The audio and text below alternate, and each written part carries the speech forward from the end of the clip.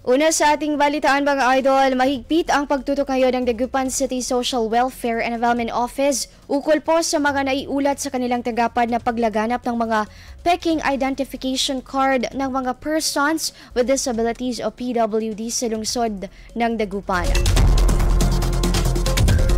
Sa lungsod kasi may ilan umanong nanamantala sa mga restaurant, grocery stores at iba pang lugar na ginagamit ito upang makakuha ng diskwento. Sakaling magoyo, malaking kawalan ito sa pagmamay-ari o sa may-ari ng negosyo. Kaya naman nananawagan po ang CSWDO ng karagdagang pulisya upang matuldukan ng tuluyan ang paglaganap ng fake PWD IDs at nang mapakinabangan ito ng mga totoong may kapansanan.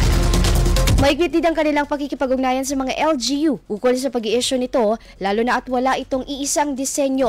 Hiling naman ng ilang may-ari ng negosyo na magkaroon ng unified ID upang hindi sila mahirapan sa pagkilatis.